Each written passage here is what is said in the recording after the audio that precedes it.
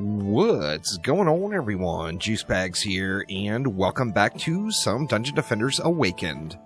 We are going through and getting all of those Wave 96 starts knocked out, and next up is the Alchemical Labs. Now, this particular map can be a bit of a grinder. It can run a little bit slower, quite a bit slower actually than the other Act 1 maps without a doubt, and there's lots of different ways to get this one done. So I'm going to go through and we are going to kind of beat up on those sludge launchers a little bit. I think most people know the sludge launchers are just a huge go-to for a powerhouse in the game. As you're breaking into any sort of difficulty, the sludge launchers can give you a serious head start.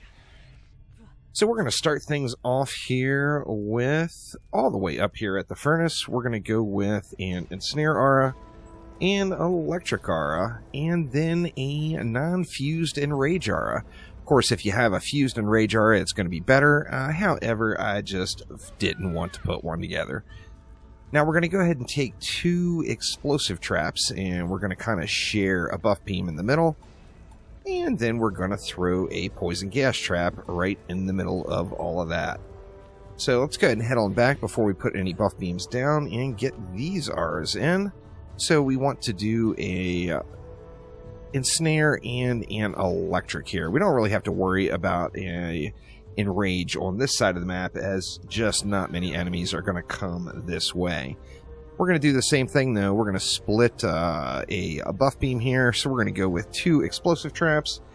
And then to top it off, we're going to go with a gas trap and I think an Inferno? Let's just go with the gas trap here for now, and we'll see how the DU plays out. Now, if we go ahead and throw down an overclock beam right there, and an overclock beam right there, we do have a bit of a formidable defense here. Now, one important thing to note, if you want this map to run the quickest, and you don't mind being active, then you're going to want to visit the spawn trap and aura spawn camp builds that I've been doing just over and over and over again on live streams over the past few weeks. Now on those builds, they're super effective. They make the map run the fastest. However, you are going to have to kill the ogres. So this one we're going to set up a little bit more chill. So we're going to go ahead and go with a root right up top here. And then down below, we're going to load it up with some sludge launchers. You guessed it. So right against the wall here, we're going to go with 3.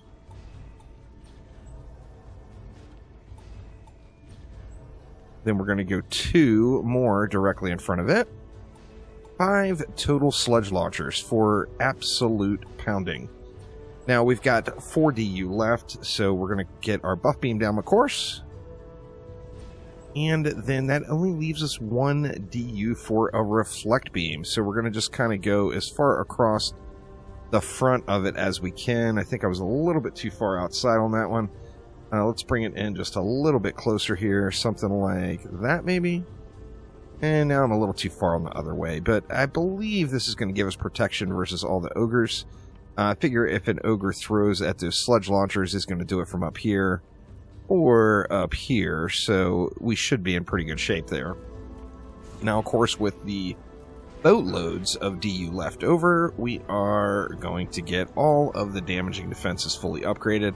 As is the case on all these maps, if you use expensive defenses like the sludge launcher, you're just going to be able to get everything on the map upgraded. So this, it's less defenses to sink the mana into, so we should be able to just get everything we want to upgraded all the way. Even dipping into that reflect beam there, that's a little bit wasteful, but, if we've got the mana, might as well just do it. We're going to get all this stuff jacked up. Let's get our explosive traps all jacked.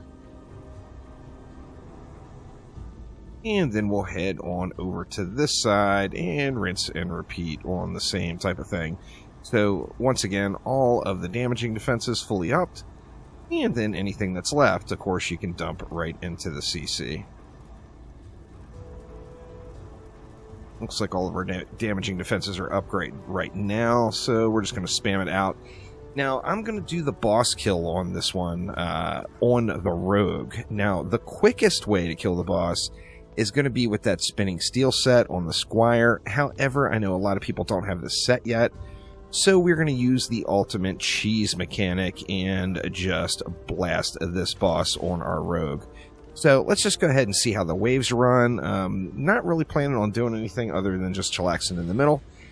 So we will just chillax it out and see how things go getting up to that wave 100. Now, most of these videos I wouldn't go all the way through, and in fact this one we're going to jump forward just to eliminate some of the just AFK grind here. However, since it is a boss map, then of course I want to showcase the boss fight.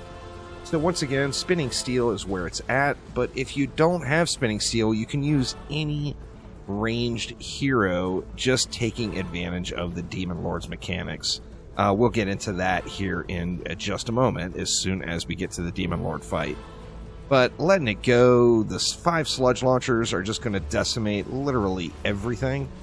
So you just don't have to think about anything. Everything is going to get just obliterated. Ogres are not going to make it in. I mean, 5 sludge launchers, come on, what can we say? 5 sludge launchers is enough to destroy the entire world, I'm certain of it. And it is, you know, Alk Labs is just no match for it. So, just going to let it run here. And in fact, why don't we just go ahead and jump on forward till we get to that boss wave where we can, you know, beat up on this Demon Lord and abuse his mechanics just a touch. Alright, and here we are with wave 100 winding down. Now, as I mentioned, the fastest way to kill the Demon Lord is with that spinning steel set on the Squire. It is just ridiculously good. If you want to burn the Demon Lord fast and easy, that is what you want to set up. However, lots of folks don't have that set put together yet, and you can easily kill the Demon Lord on any ranged hero just by kind of brutalizing his own mechanics a little bit. Now, first off, when the Demon Lord spawns, he's going to cast fire on the ground at you. This just barely, you know, one little sidestep and you are out of the way. Now, after that fire is cast, then the Demon Lord, depending on where you are, is going to react. If you are anywhere off the ground, like, for example, right up here on this furnace, then the Demon Lord is going to fly up in the air and start throwing fireballs at you. He's not going to land as long as you don't get on the ground. He's going to continue to throw those fireballs at you, and they can just easily be jumped over. So let's go ahead and smash this Demon Lord's face right on in and just abuse his own mechanics. So like I said, just sidestep out of the fire first thing, and then just spray him down and watch for those jumps. Now, of course, you can stun him if you want to. You know, I mean, you fight the Demon Lord how you want, but this is a very easy way to get around him. So there we are, up on off of the fire, and now we are just going to sit here and spray into him and just jump over his fireballs as he throws them. The Demon Lord's not going to land as long as we don't return to the ground, and it makes for a super easy kill on any ranged DPS hero. So this is also the way you beat the boss test, y'all. So if you guys are having problems with the current Demon Lord boss test, oh yeah, just abuse his mechanic, as he has mechanic that just makes life way too darn easy for us. So just jumping and avoiding his fireballs is the way. And there we go, we got wave 100 Demon Lord down, and we just unlocked our golden propeller cat. One of my favorite golden pets there is available here, and definitely worth going after. But that will do it for now. Thanks an absolute ton for watching, and I will see ya next time around. Take it easy.